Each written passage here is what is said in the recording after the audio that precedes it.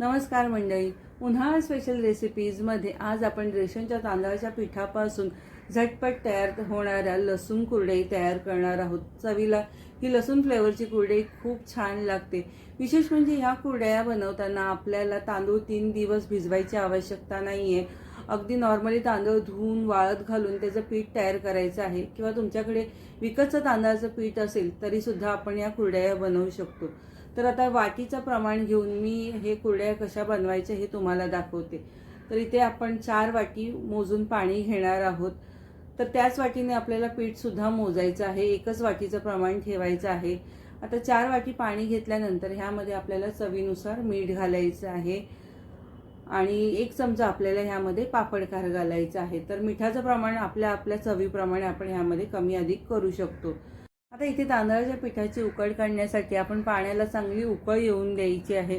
जसं आपण मोदक किंवा भाकरीच्या पिठासाठी उकळ काढून घेतो ना, त्याप्रमाणेच आपल्याला या पिठाची सुद्धा उकळ काढून घ्यायची आहे।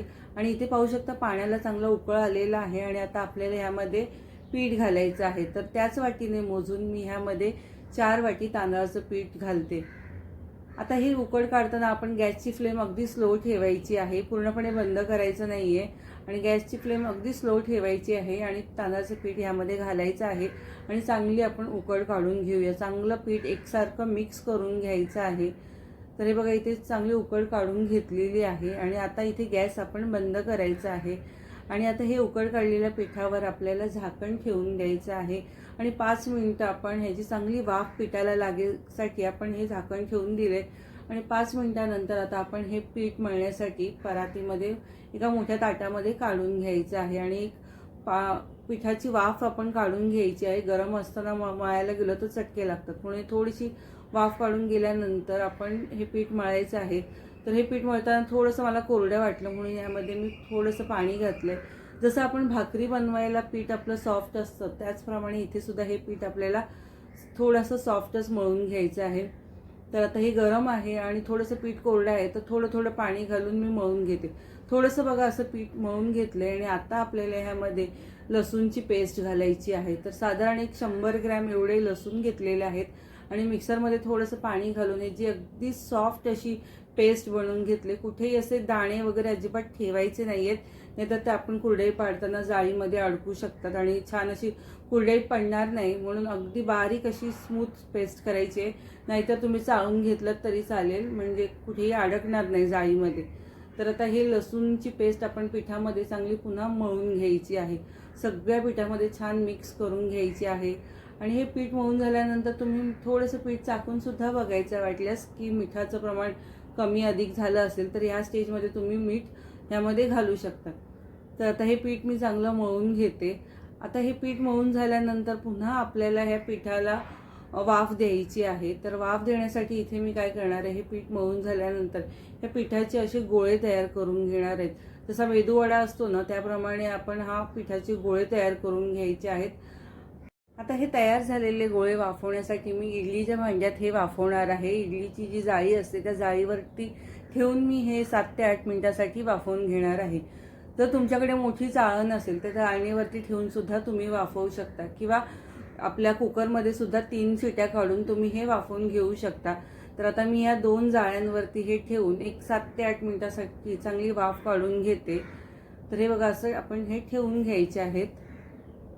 आता हे तयार झालेले पिठाचे गोळे वाफवताना सुरुवातीला गॅसची फ्लेम थोडी 3-4 मिनिटासाठी हाय ठेवा आणि उकळ आल्यानंतर थोडीशी आपण गॅसची फ्लेम इथे स्लो ठेवायची आहे आणि स्लो फ्लेमवर आपण एक 5 मिनिटं ठेवून देऊया आणि चांगली वाफ येईपर्यंत आपण हे चांगलं शिजवून घेणार आहोत पीठ। त्यामुळे आपल्या कुरड्याचं पीठ आहे ते खूप छान हलकं होतं आणि मस्त हलक्या फुलक्या अशा कुरड्या तयार होतात, म्हणून ही प्रोसिजर खूप महत्त्वाची आहे। तर हे बघा 7 ते 8 मिनिटानंतर पीठ छान इथे वाफवलं आहे, गॅस मी बंद केले आणि आता गरम असतानाच आपल्याला हे गोळे मोडून घ्यायचे आहेत आणि पुन्हा हे पीठ चांगलं मळून घ्यायचं आहे।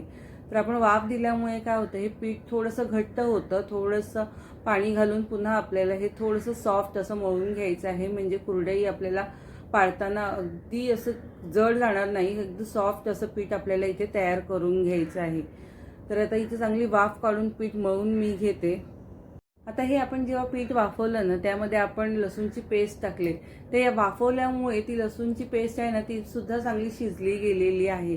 त्यामुळे मस्त टेस्ट ह्या लसूणची सुद्धा या कुरडईला खूप छान मस्त येते. नक्की तुम्ही करून बघा. तर आता थोडं थोडं पाणी घालून मी पुन्हा हे पीठ चांगलं सॉफ्ट करून घेतलं आणि आता लगेचच आपल्याला ह्याच्या कुरडया बनवायला घ्यायच्या आहेत. तर कुरडया बनवण्यासाठी जे आपलं चकलीचं भांडं असतं, त्यामध्ये जी जाळी आहे ती 2 नंबरची जाळी मी इथे वापरलेली आहे. तर एक असते ती एकदम बारीक असते, म्हणून ही 2 नंबरची जाळी घेतलेली आहे. आणि दुसरी असते तिसरी असते ती मोठी जाळी असते. तर जाळी नाही घ्यायची आपल्याला, मधली जाळी आपल्याला घ्यायची आहे आणि त्याच्या कुरडया खूप छान मस्त होतात. तर आता थोडंसं पीठ घालायचं आहे आणि पीठ घालताना थोडं पाण्याचा हात लावायचा आहे आणि ह्या भांड्यामध्ये घालायचं आहे आणि लगेच आपण आता ह्याच्या कुरडया पाडून घेणार आहोत. तर माझ्याकडे ऊन येत नाही, त्यामुळे मी फॅन खालीच या कुरडया वाफवणार आहे. फॅन खाली सुद्धा एक 3-4 दिवसामध्ये ह्या कुरडया छान वाळल्या जातात, अगदी काही होत नाही. दरवर्षी मी याच पद्धतीने या कुरडया बनवते. तर बघा मस्त या कुरडया पटापट आपण इथे घालून घ्यायच्या आहेत. आणि या कुरड्यांचं विशेष म्हणजे या कुरड्या पाडल्यानंतर आपण हाताने उचलू सुद्धा शकतो. म्हणजे इकडची आपण कुरडई उचलून दुसऱ्या बाजूला सुद्धा शिफ्ट करू शकतो. अशी मस्त अलगद उचलता सुद्धा येते. छान अशी आपण पिठाची उकड घेतली, त्यामुळे हे आपल्याला करता येतं. तर आता एक फॅन खाली बघा मी या सर्व कुरड्या छान वाळत घालून घेते आणि कुरड्या सगळ्या आपल्या पाडून झाल्यात. एक 3-4 दिवसामध्ये या कुरड्या छान अशा वाळल्या गेलेल्या आहेत. तर ताटामध्ये मी नंतर प्लास्टिकवरनं काढून ताटामध्ये घालून रोज हे फॅन खाली 3-4 दिवस ठेवलेले आहे. जर तुमच्याकडे ऊन येत असेल तर तुम्ही उन्हामध्ये सुद्धा वाळवा, म्हणजे वर्षभरासाठी अजिबात कुरडईला काही होत नाही. किंवा गॅलरीमध्ये खिडकीमध्ये जरासं ऊन येत असेल तर ते उन्हामध्ये नक्की ठेवा. तर मस्त कडक कुरकुरीत अशा इथे आपल्या ह्या कुरड्या तयार झाल्यात. तुम्हाला मी तळून सुद्धा दाखवते. अगदी दुप्पट तिप्पट ही कुरडई तेलात सोडल्यानंतर लगेच अशी फुलते.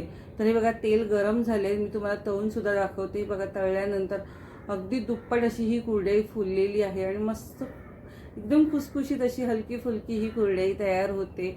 चवीला सुद्धा खूप छान लागते. लसूणचं छान टेस्ट या कुरडईमध्ये येते आणि विशेष म्हणजे तेलकट सुद्धा ही कुरडई होत नाही किंवा लगेच तळल्यानंतर मऊ सुद्धा पडत नाही. तशीच छान क्रिस्पी अशी खुसखुशीत इथे ही कुरडई तयार होते. हे बघा मस्त झटपट इथे तांदळाच्या पिठाच्या कुरड्या तयार झालेल्या आहेत.